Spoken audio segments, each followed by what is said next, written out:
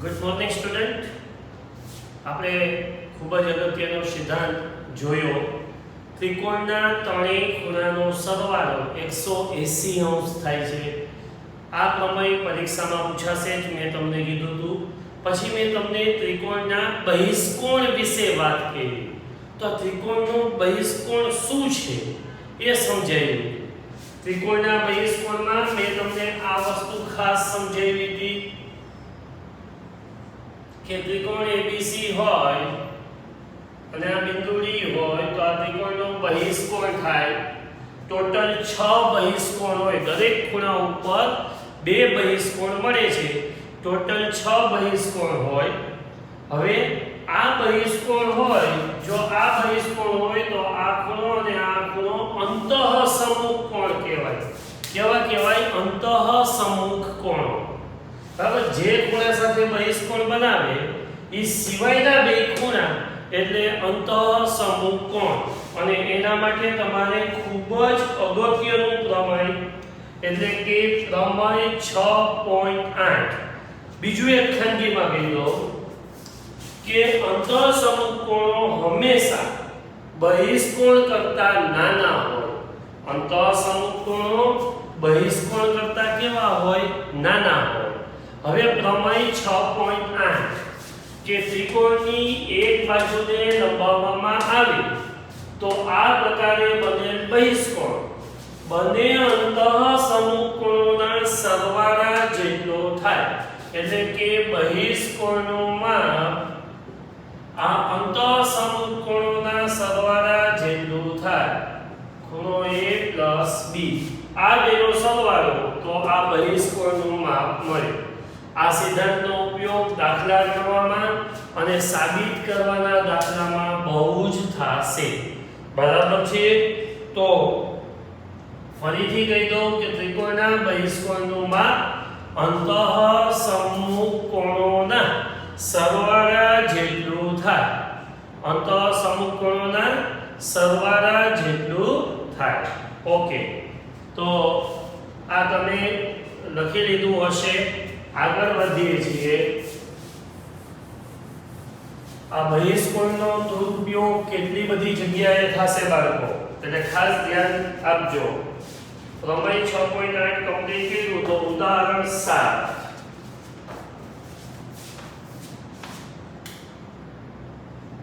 ઉદાહરણ 7 આ કૃતિમાં જોઈ અને આ કૃતિ દોરવાની છે.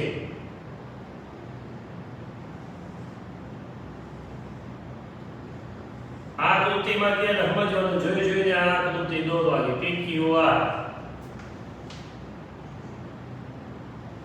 અહીંયા PS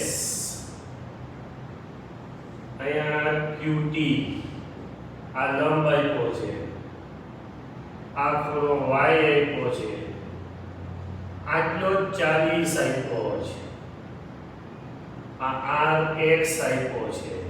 સારું, તો ગોતવાના કયા છે શું જોઈએ તો કે x અને y શોધો. SPR શોધવાનું કીધો છે કે આપ્યો છે. કેટલો છે? SPR 30 આપ્યો છે, આ 30 આપ્યો છે. તો x અને y શોધો.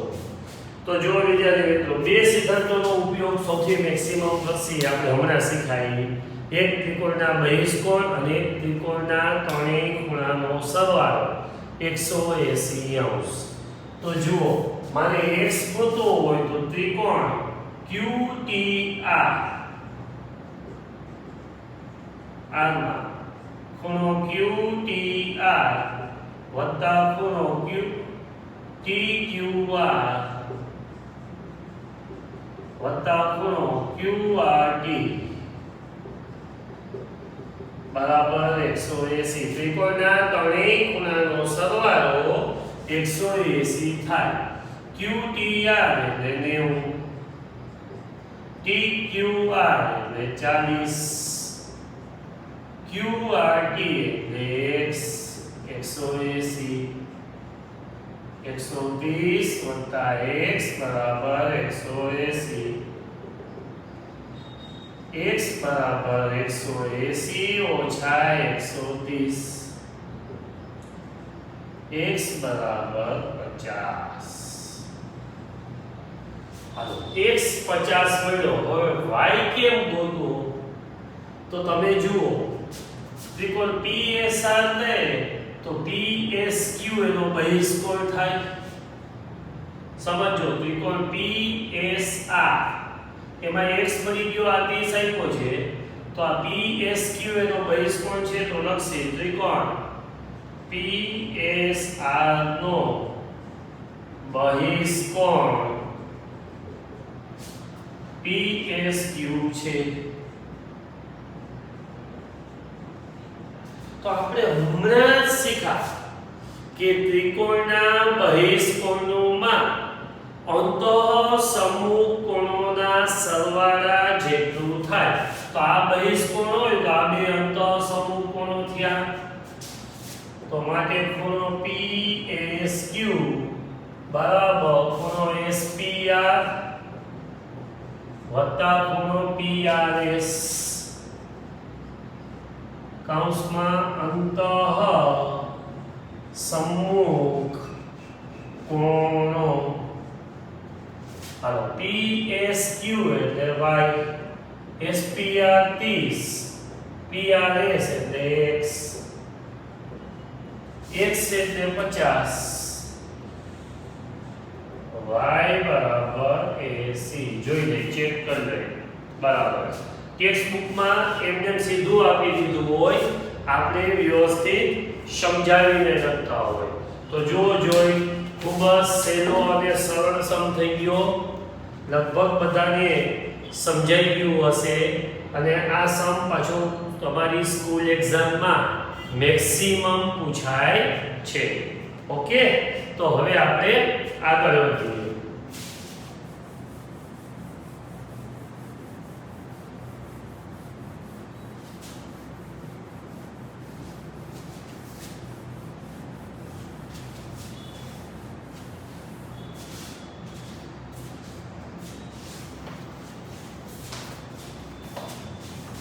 ઉદાહરણ 8. આકૃતિમાં ત્રિકોણ ABC ની બાજુ AB અને AC ને અનુક્રમે E અને D સુધી લંબાવેલ છે. જો ખૂણો CBE અને ખૂણો BCD ના દ્વિભાજક BO અને CO અનુક્રમે O બિંદુમાં છેદે, તો સાબિત કરો કે ખૂણો BOC બરાબર 90 ઓછા 1/2 BAC. ચાલો થોડુંક ધ્યાન આપજો. સમ થોડોક મારા જેવો હેન્ડસમ છે, લાંબો છે, ટેક્સ્ટ બુકમાં ગણેલો આપ્યો છે, પણ આપણે થોડું ડિફરન્ટ કરવું પડે. આકૃતિ જોઈ જોઈ દોરવાની કીધી છે એટલે જોઈ જોઈને જ દોરવાની. ABC આ O બિંદુમાં છેદે છે, આ બે દ્વિભાજક છે, આ ખૂણો ને આ ખૂણો સરખા, આ ખૂણો ને આ ખૂણો સરખા, આ x આપ્યો છે, આ y આપ્યો છે અને આ z આપ્યો છે. પછી કે નામ આપ્યા તો કે E અને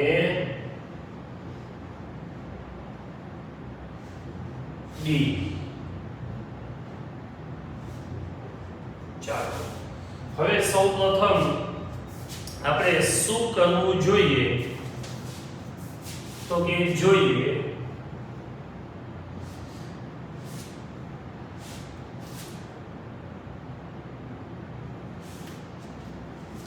આ દાખલાની અંદર તમને એવું કીધું છે કે ત્રિકોણ ABC ની બાજુ ABAC અનુક્રમે તો બરાબર CBE અને BCD ના દ્વિભાજકો BO અને CO દ્વિભાજકો એટલે આ બે ખૂણા સરખા થાય.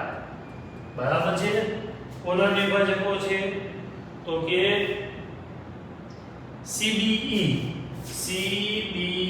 એના દ્વિભાજક એટલે આ દ્વિભાજક એટલે આ બે ખૂણા સરખા. એવી રીતે BCD નો દ્વિભાજક એટલે આ બે ખૂણા સરખા. પછી શું કીધું છે? O બિંદુમાં છેદે છે, તો સાબિત કરો કે BOC બરાબર 90 ઓછા 1/2 BAC. તો હવે આપણે કેવી રીતે કરવું પડે? તો જુઓ, આ તમે જુઓ એમને તો આ CBE છે. હવે ધ્યાન આપજો, CBE અને ABC રેખિક જોડના ખૂણા છે. ABC અને CBE રેખિક જોડના ખૂણા છે. તો પહેલું સ્ટેપ લખી, ખૂણો ABC અને ખૂણો CBE રેખિક જોડના ખૂણા છે. તો ખૂણો ABC વત્તા ખૂણો CBE બરાબર 180, કારણ કે પૂરક થાય અથવા રેખિક જોડના ખૂણા થાય. તો ABC એટલે y, CBE બરાબર 180, CBE બરાબર 180 ઓછા y. પરિણામ નંબર 1.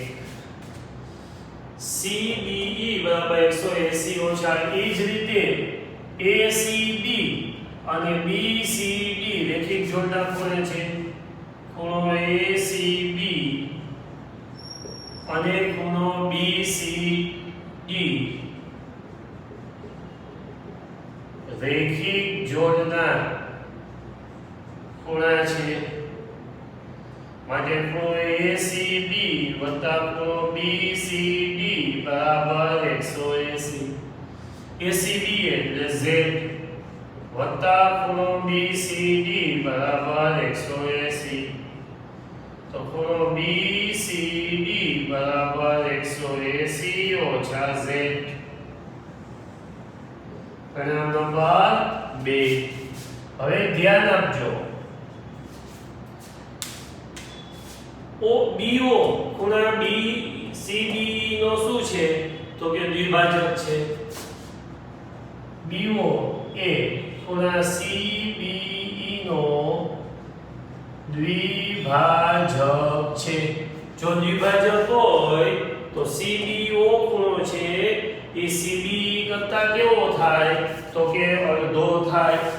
તો આપણે લખી કે CBO બરાબર 1/2 ખૂણો CBE. CBE કેટલો છે? પરિણામ મુજબ 180 ઓછા y. બેની અંદર આપી દો 1/2. 1/2 આ બેને અલગ અલગ દીધો. તો ખૂણો CBO બરાબર 90 ઓછા y ના છેદમાં 2. 90 ઓછા y ના છેદમાં 2. એ જ રીતે કિરણ CO એ ખૂણા BCD નો દ્વિભાજક છે. જો દ્વિભાજક હોય તો ખૂણો BCO 1/2 ખૂણો BCD 1/2 BCD આવ્યો છે 180 ઓછા Z. 180 છેદમાં 2 ઓછા Z ના છેદમાં 2. 90 ઓછા Z ના છેદમાં 2. ચાલો, આમાં કોઈને વાંધો વચકો હોઈ શકે નહીં. તો હવે ત્રિકોણ BOC માં ત્રણેય ખૂણાનો સરવાળો કેટલો થાય? 180. તો CBO વત્તા ખૂણો BCO વત્તા ખૂણો BOC બરાબર 180. તો CBO અને BCO બેની કિંમત છે. શું છે CBO ની કિંમત? 90 ઓછા y ના છેદમાં 2 વત્તા BCO ની કિંમત શું છે 90 ઓછા z ના છેદમાં 2 બરાબર વત્તા ખૂણો BOC બરાબર 180. મારે સાબિત શું કરવાનું છે ખૂણા BOC ને સૂત્રનો પત્તા બનાવવાનો થશે. હાલો 90 ને 90 180 બરાબર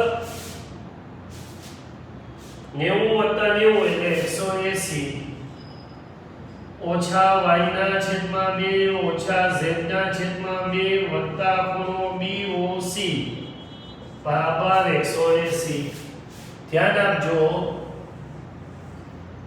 180 આ બાજુ આવે ઓછા y ના છેદમાં 2 ઓછા z ના છેદમાં 2 વત્તા ખૂણો BOC બરાબર 180 ઓછા 180 આને આ બાજુ લઈ લીધા તો ખૂણો BOC આ તો ગયા 0 થઈ ગયો આ શું થયા 0 થઈ ગયો તો વધ્યું શું BOC બરાબર y ના છેદમાં 2 વત્તા z ના છેદમાં 2 એટલે આમ લખાય 1/2 કૌંસમાં y પ્લસ z 1/2 કૌંસમાં y પ્લસ z. જો ટેક્સ્ટ બુકમાં ગણેલો જોશો તો કશું સમજાશે નહીં કારણ કે સ્ટેપ કાપી નહીં ખાઓ. BOC બરાબર 1/2 કૌંસમાં y પ્લસ z. હવે એક્ચ્યુઅલી મારે શોધવાનું શું છે BOC ને 90 ઓછા 1/2 ખૂણો BAC એટલે x તો કે મળી જશે. જુઓ ત્રિકોણ ABC માં ખૂણો A વત્તા ખૂણો B વત્તા ખૂણો C બરાબર 180 x plus y plus z બરાબર 180 180 ઓછા x થાય આ કિંમત આમાં મૂકી દો BOC 1/2 y પ્લસ z ની જગ્યાએ 180 ઓછા x ગુણ્યા 180 ઓછા x ના છેદમાં 2 90 ઓછા મારે સાબિત શું કરવાનું છે 90 ઓછા આ 1/2 x એટલે શું BAC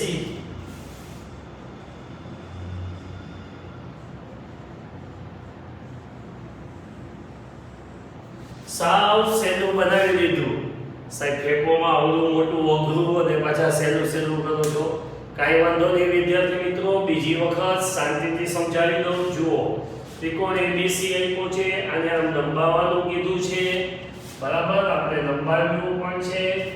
આ BO અને CO એના દ્વિભાજકો છે.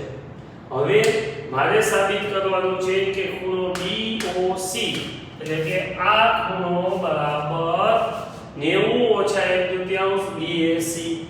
તો સૌથી પહેલા મેં શું કહ્યું તો કે પહેલા મેં કહ્યું કે ખૂણો CBE અને ABC રેખિક જોડના ખૂણા છે. તો રેખિક જોડના ખૂણા હોય તો એ પૂરક હોય એટલે બેનો સરવાળો 180 કર્યો. ABC એટલે y એટલે CBE અને CBE ની કિંમત મળી. એ જ રીતે ACB અને BCD રેખિક જોડના ખૂણા છે એટલે BCD બરાબર એવી રીતે મેળવ્યો 180 ઓછા z. હવે BO ખૂણા CB નો દ્વિભાજક છે. દ્વિભાજક હોય તો એ આખા કરતા કેવો થાય અડધો થાય એટલે CBO બરાબર 1/2 ખૂણો CBE. પર CBE ની કિંમત હતી મારી પાસે 180 ઓછા y 1/2 શ્રીમાન નિમેશભાઈ ધ્રુવ તરફથી બેને અલગ અલગ આપ્યો તો 1/2 ગુણ્યા 180 ઓછા 1/2 ગુણ્યા y આ છેદ ઉડ્યા 90 ઓછા y ના છેદમાં 2. CO ખૂણા BCD નો શું છે દ્વિભાજક છે તો BCO બરાબર 1/2 ખૂણો BCD બરાબર. તો આ BCD ની કિંમત મૂકી દીધી 1/2 ને અંદર ગુણાવી દીધા. હવે ત્રિકોણ BOC માં ત્રણેય ખૂણાનો સરવાળો 180. આ બે ખૂણાની કિંમતો મૂકી BOC ને સૂત્રનો કરતા બનાવ્યો તો BOC બરાબર y ના છેદમાં 2 વત્તા z ના છેદમાં 2. તો 1/2 કોમન કાઢી લીધું કારણ કે અમે વાણ્યા છીએ સાઈ જાજી બગાડવાની ન હોય 1/2 એક જ વાર લખવું પડે એટલે આપણે કોમન કાઢી લીધું. હવે ABC માં A + B + C બરાબર તો 180 છે. x + y + z 180 x ને સૂત્ર y + z ને સૂત્રનો કરતા બનાવ્યો.